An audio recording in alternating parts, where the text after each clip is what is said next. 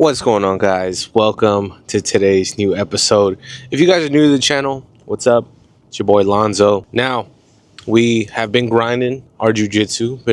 I think we started in September of 2023. So, over a year and a half, I'm assuming, of training.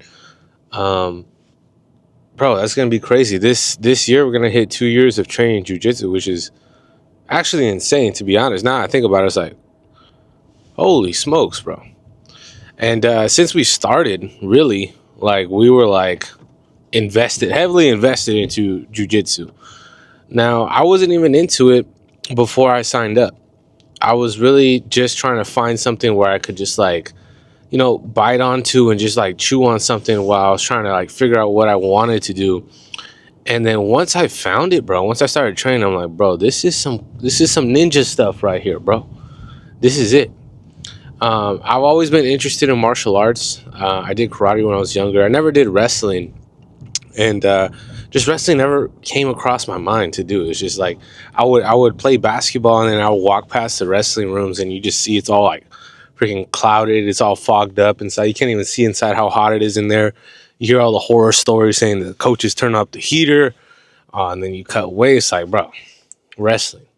But now, the more I've been training, it's like wrestling is a huge part of jiu-jitsu, and a lot of wrestlers actually are transferring to the martial art, which is dope. But like I said, I didn't know anything about it, anything about jiu-jitsu. Only thing that I really knew about was the Undertaker doing a triangle. I think that was one of his finishing moves, and I didn't even know that was jiu-jitsu at the time. I remember trying to hit a triangle on my cousin when I was 6, maybe 7.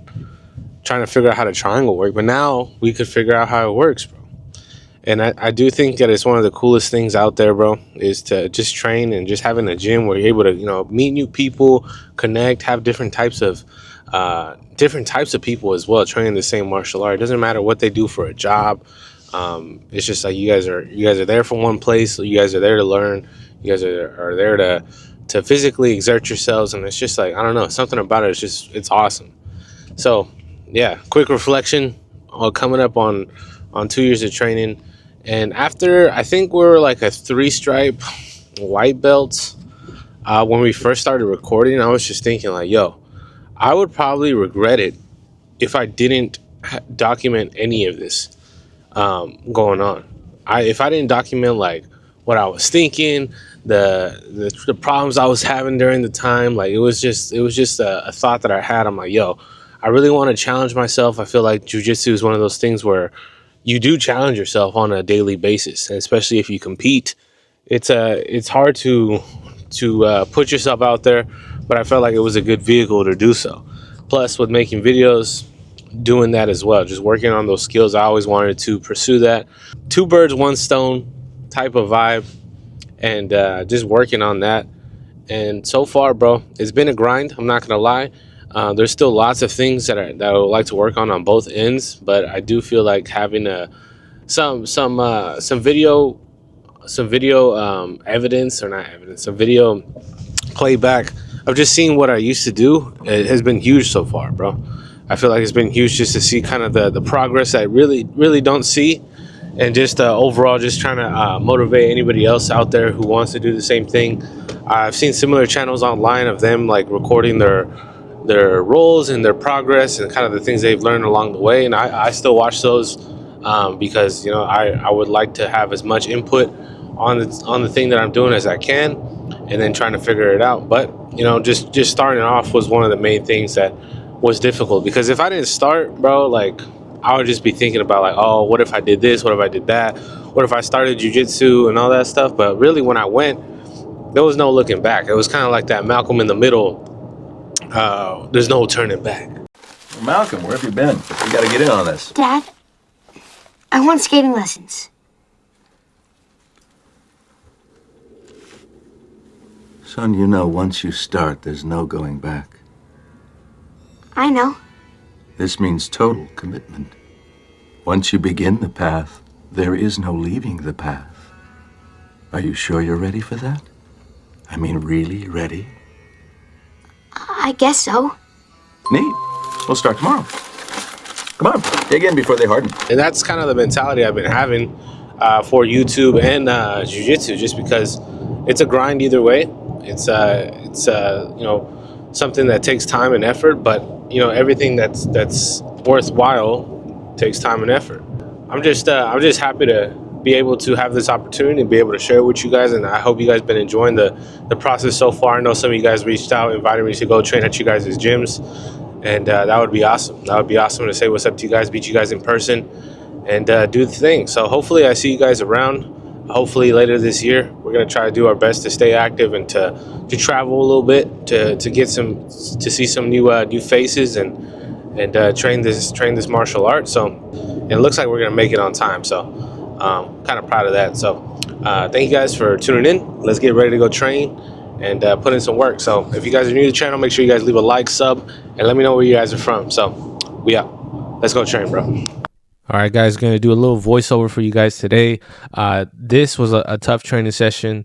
Did a lot of sparring, did a lot of training with different partners, and this was after class, getting a few rounds in. And the main thing that I noticed from this training session was trying to stay patient, especially on bottom when you're mounted, when there's a lot of pressure on top of you, just really trying to stay calm and stay patient.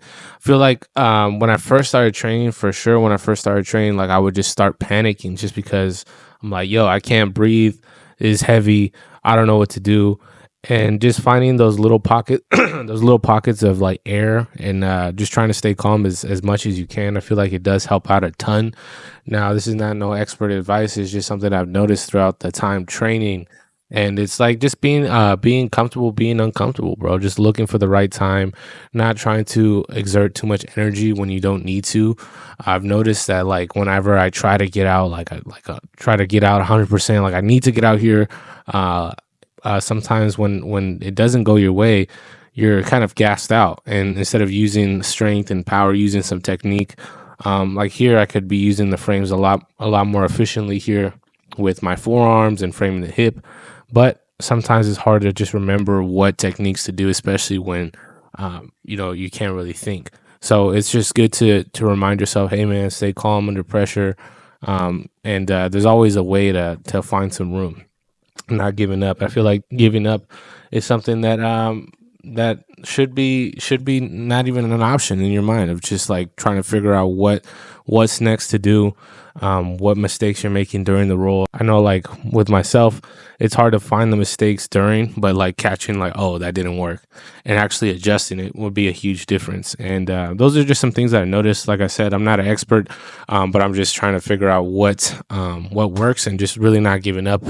Giving up shouldn't be an option, even in the training room. There's a difference between like not tapping and not giving up, but it's just like, using your resources to do your best. And I feel like that's something that I learned a lot from today's training session, and I just wanted to share that with you guys. So hope you guys have a great day.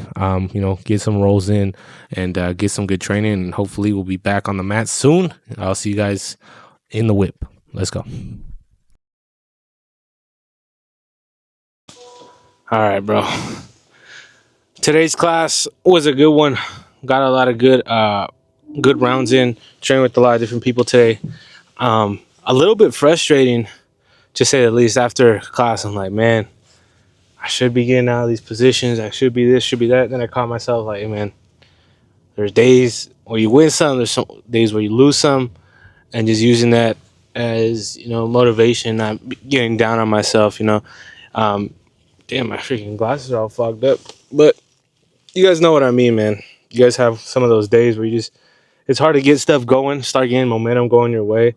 But, realize like there's things that need to be worked on, and that there's always going to be stuff like that. No matter how good you do in class or bad, there's always going to be some room for improvement, and just shows like, hey, man, maybe there's room for focus whenever you get frustrated. Just using that as kind of like a tool of where to go. I actually heard that from Rick Rubin's book, The Creative Act? Let me get the name right. Yeah, it is The Creative Act by Rick Rubin. And he mentioned about like making wrong turns, like when you're driving. Sometimes when you make a wrong turn, or you miss an exit, you're able to see a scenery that you wouldn't have saw otherwise, or wouldn't have seen otherwise. And I try to think of that when techniques don't go your way, or you get reversed, you get swept, you're kind of taking down a path of like something that you weren't really expecting, but you're able to kind of go from there, and then being able to kind of accept the fact that there's things that are going to pull you in different directions. You're not really going to have control of the ship all the time. Sometimes you're going to have some big currents, some big waves knocking you off course, but as long as you have a general direction of where to go, you start sailing that way. So even with sessions that feel frustrating, you're bottom out, can't get anything, can't breathe, feel claustrophobic, feel like your heart's gonna pop, maybe it's a good thing. Maybe it's a good thing to be there, so you have a better understanding of where things could go. But that's just my take on it, bro. I don't really know. This is just me kind of just talking about what I think. But it was a good one. So today I'm gonna use this time to catch up on some reading, try to get the house cleaned up, make sure we're in a good headspace, and then get some work in, and then focus on some editing, because I do want to focus on getting some good edits down for you guys as well, and start posting more shorts on the YouTube. We realized it with the podcast that we're recording, that shorts, they perform well. They get more people like used to the content, and eventually kind of funnels in. So if you have your own channel, bro, I'm sure you guys gotta take advantage of that shorts, man, the YouTube shorts, and just always evolving, man. But yeah, thank you guys for watching today's episode. Appreciate you guys. And if you guys have any recommendations for the channel, please let me know. Let me know if you guys like the MMA stories, the fighter breakdowns, just day in the life, social media, editing, martial arts. It really don't matter. I mean, you could really let me know, and then we'll kind of work from there. So I appreciate you guys, and I hope to see you guys in person one day. So we out. Peace.